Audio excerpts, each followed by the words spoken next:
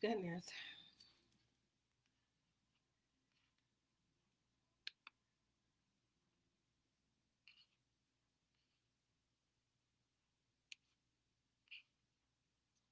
Hello, Facebook. Hello, hello, and hello. Um, so I talked earlier about, or I mentioned earlier on my other live that I was going to come back and we were going to have a discussion about the protections or lack thereof for Black women in Black culture and some of the issues that as a society we are really struggling with right now. Um, so in the description part, I kind of already talked to the point of importance when it comes to the difficulty of this conversation. I feel like this is a conversation that is very, very hard for most people to engage in, especially if you are a person of color and you identify with the Black community at all. I feel like right now is a time where we're all struggling with just basically understanding who we are and what that means for us, because I feel like in so many ways the Black culture has lost pieces of them over and over and over again. There has been so many traumas that have been lived vicariously. Media has really projected a really negative energy across the board with their negative images of police officers in general, negative images and negative media coverage when it comes to Black culture, what we are and what we stand for, and things like that. And there are some realities of ours that we're facing right now. Um, there is a Facebook group, and I've talked about this Facebook group before, and it's really controversial. And I don't agree with the vast majority of things that are posted, by a lot of those people in that group, but they sometimes bring up some conversations that I feel like are difficult conversations, and we should be having them. The group is called Black Men Being Honest, Brutally Honest with Everyone. And so they have a 2.0 version because it's been shut down for some pretty racy comments towards Black women. Tommy Sotomayor, he got his real start there. And I'm sure a lot of you kind of know the name and know about some of the things that he puts out on his platforms. Personally, I cannot say that I am a fan because I'm not. I feel like people have to deal with their trauma and their insecurities in more effective ways. And those are some of the things that I'm going to cover and talk about during this video. I feel like sometimes we as women, not just Black women, but women in general, we give men the confidence to approach us in the negative ways that they do. Um, Even though I talk about Black culture, it's really what I consider to be American culture right now. A lot of the rap music and a lot of the trap music and that lifestyle is not only limited to the Black community anymore. It's kind of like a universal approach to life for young people. These millennials and generation Y, Z, X, whatever you want to call them, all of these kids coming up now have basically no real positive influence to kind of look towards. And a lot of the music is giving them insights that are not necessarily conducive of positive growth and maturation in a productive manner for those individuals. And so I want to talk about Black culture and violence. I want to talk about the way that we respond to that said violence in our communities. I want to talk about the impact of that violence on women, kids, men, boys, and within that identify in Black culture during this video. And then I'm going to kind of get to the root of where all of that starts. So there there was a shooting And there have been several shootings, right, over the past week, over the past couple of months. Over this past 2020 has been devastating to Black community. And I think that we have to be people that are cognizant of what's happening in our community, but we also have to take ownership of the lack of action sometimes on our part. And ownership is accountability, not responsibility. So we're not blaming this on anyone or the music, but only seeing how it is that the things that we do or we don't do contribute to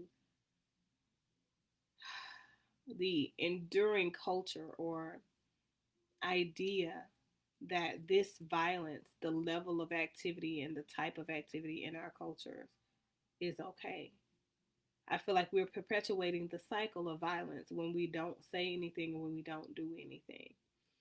But I want to kind of, very specifically speak to Megan Thee Stallion, um, and her shooting incident, but also in the reaction of the community. And I want to talk about this young lady that was shot at, I think his name is Moneybags something. I don't know because I don't listen to that music. But there was some type of a birthday event or something, and a young lady was shot, and it was caught on a video because there is a guy promoting his business, giving away plates or whatever. He's cooking or whatever, but he's giving food to some young ladies, and the young lady who was shot, I'm thinking, is featured at the very beginning of that video. He gave her something. She was talking to him or whatever. So this shooting was more or less a drive-by,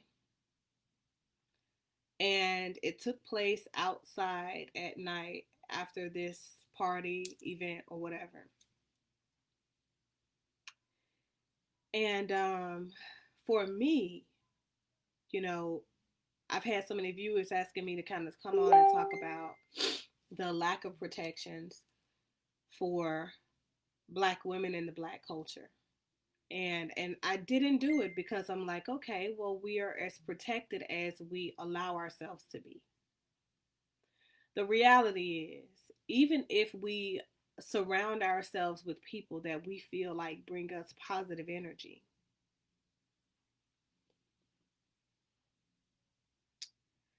the truth of the matter is, women in general, and especially Black women, will not protect. They won't be protected. They will not be as protected as they should be, and they just simply will not be protected by the Black man, because Black culture in general operates by a couple of rules that kind of go away from providing those said protections. And those rules are like no snitching. Snitches get stitches, right? Don't talk to the police and things like that. Those things. And then so we have these shootings. I watched the video, and I believe I shared it on this page. So if you haven't seen it, you should definitely go check it out. And for those of you who are, you know, I don't want people to kind of get exposed to that trauma and then, excuse me, be affected negatively. So I would say viewer discretion is definitely advised. But I want to talk to this video. Okay, I want to speak to what happens in that video. The guy is positive. He's got lots of positive energy. He's giving out his plates. He's talking to these young ladies. They're in good spirits and everything. And then the shooting breaks out. People are running frantically, trying to take cover. And then the shooter comes back around for another round of firing at the crowd, into the crowd, at these vehicles.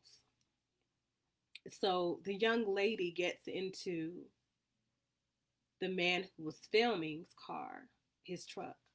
And I guess, I don't know if it was after she was shot or before she was shot. but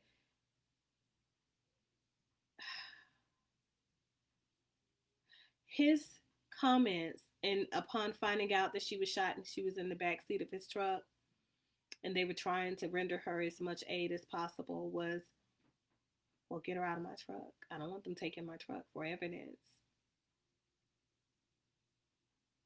Now, I don't know the condition of this young lady. I don't know. I don't know. And I don't know if anybody else was identified as shot at that particular event. I don't know. But the video rolled for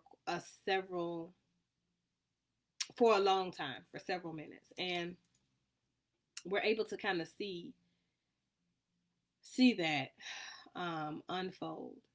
And in watching that whole scenario unfold, and watching how the police respond, how they seek to get help, and assistance rendered to the young lady. And I'm not even sure about the initial emergency personnel that they were trying to get to respond and help her and let them know that she was shot. But I feel like that was also something that was of concern, because their response was, well, they got an ambulance on the way. Attempting to move a person after they're impacted by a gunshot wound is not advised. I don't know exactly who it is that's teaching you guys how to render first aid, but I'm going to say that during this video because I'm hoping that you guys take the time to share this video and maybe somebody will be elevated and educated. So first of all, you do not want to move the person. Yes, you do want to apply pressure, but you don't want to think about it. You want to do it immediately to try and stop the bleeding. So just some basic tactics that you guys can use to try and help and save a life potentially. So it was just a lot of things wrong with that video. The males in this video and their reluctance to talk to the police about what little information they had and what little they did see, claiming that you didn't see anything, and then all of this, right? So I want, my thing is this: if you're in that situation, if your mother's in that situation, because I want to speak to the people that, for whatever reason, are considered to be, important to the black man. Your daughter is in that situation. How would you respond then? What would you have provided to the police then? How would you feel then? I want you to put yourself in the position of a family member that's close to that person and realize that that woman needs to get home. Whoever she is. And there is never an excuse for a man to be violent towards a woman. There is never an excuse for a woman to be shot and not rendered personal aid and protection by other black people around her, especially those black kings. Like, you are men. You're supposed to behave like men. Men are supposed to be protectors, like literally. What broke my heart about this video is that this young lady is out at an event for this rapper, and I'm not sure what kind of music this man puts out, but I'm going to only speak to the fact that I know that music in black culture today is very degrading to black women and women in general, and we continue to support it. When I say we, I don't mean me, because I definitely don't, but sometimes when you're in situations like that, you have to ask yourself, why am I continuing to contribute to a culture that obviously, clearly doesn't give a damn about me? I want you young ladies to kind of think about that, because I have daughters, and they definitely aren't going to a concert for Moneybag whoever. So we're just like, it's just, sometimes you have to think like that, because the thing is, the type of people that you surround yourself with sometimes will render the results that you're dealt in your life. You got to think hard about the type of energy you allow to encompass your circle. And no, even if you didn't know this young lady, the proper thing would have been to render her proper first aid, and keep her where she is until the ambulance or whomever arrived and they're able to do something to assist the woman further. But that, the lack of cooperation with law enforcement, the reluctance to cooperate in the beginning. And then what was interesting to me is that when the young man realized that a bullet had actually grazed his shoe and people are trying to render aid to him, then it became a real experience for him. It's okay to be traumatized and not necessarily know how to respond if you're freezing. But when you are responding negatively to rendering aid and insight to a situation like this, I think that that says a lot about us as a culture of people. Here it is, we're on the streets and we're protesting, and I see so many people rioting and protesting and people angry about Breonna Taylor. Breonna Taylor could have easily died the same way this young lady was shot in a drive-by. That's the reality. We wouldn't be screaming so loud. That is disheartening. That is disheartening. So we want the facts to be revealed by the police on their actions, where they received intel that was good intel. And they thought that they were doing a justice to the community. And there are a lot of things, there are a lot of feelings there because, for me, it's like, this poor young lady. But sometimes we have to be cognizant of the fact that sometimes we place ourselves in our chaos. We create our chaos, and we have to be people who take ownership for that. The question that was asked in Black Men Being Brutally Honest with Everyone by that young Black man was, do you think Breonna Taylor is responsible for her own death because she chose the wrong kind of man? That was that's actually a really good question.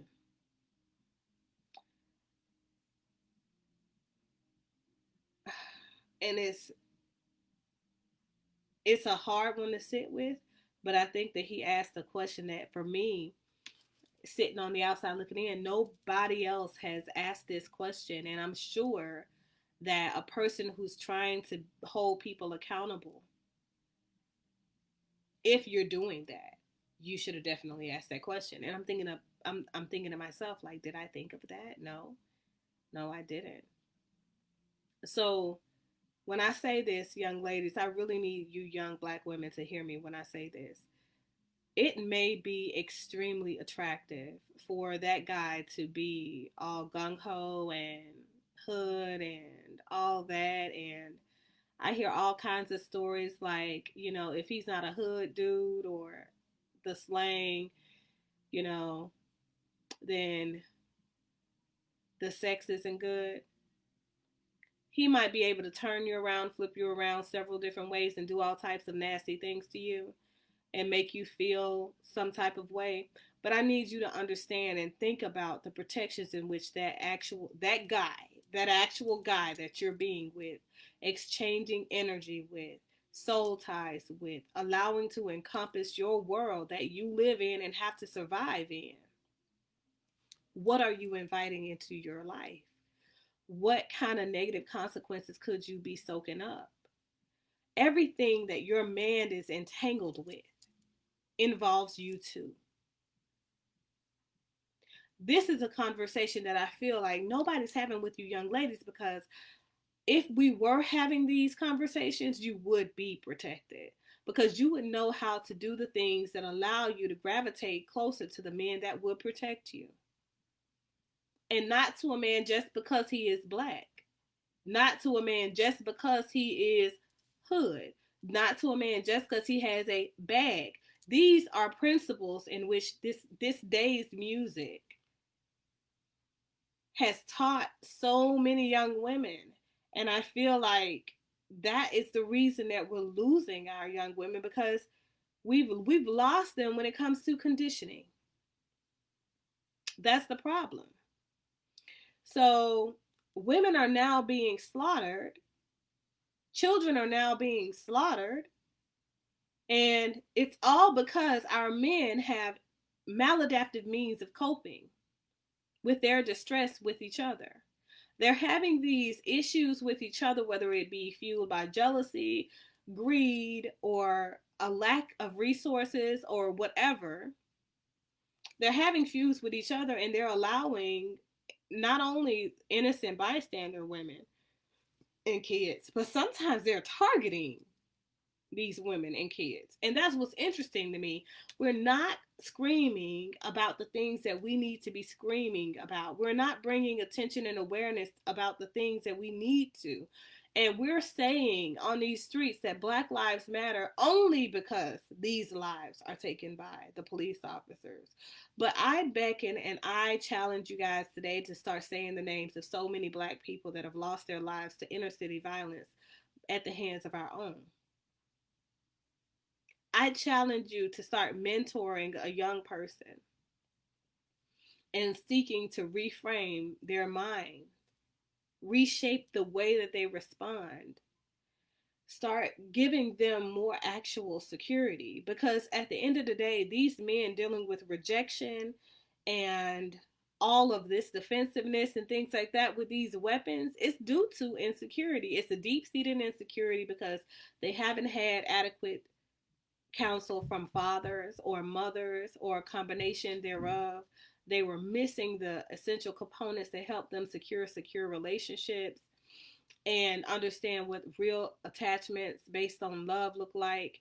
They lack expressing love because nobody ever gave them love or taught them how to love themselves. And we have to be the people that don't contribute to the erasure of culture, but we're cultivating people to not repeat history by way of embracing our culture, embracing all of the components of it so that we can learn the lessons that allow us to thrive in our here and now and our future.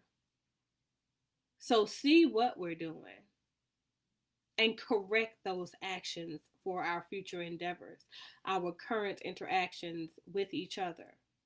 And that means if we have to be the type of people that say, hey, today my son needs to go to jail, turn your son in. If we have to be the people that have to say, today my daughter needs to go to jail, turn your daughter in. Sometimes there are things that our kids do that are not necessarily reflective of us, but it's reflective of us. Get me when I say that. It's not directly reflective of what we taught them directly, but it's directly reflective of what we didn't teach them. And so we have to sometimes allow that thing to play out, because we are not our children. We are not them, but they are a reflection of us in our conditioning and their environment's conditioning and a host of other conditional elements. But we have to sometimes allow their story to play out so that they can learn a viable lesson and take it and apply it appropriately. But it starts with us taking accountability and with them seeing us take accountability fully for the way that we contribute in our society or don't. So we have to do our work first, that inner work, to show them how they need to be doing their inner work and they can better their outcomes. And so, with that said, we need to teach our young men how to be rejected properly, how to take rejection as just another, notch when it comes to elevating themselves and ascending to a higher purpose, because apparently not every opportunity is for you. Okay.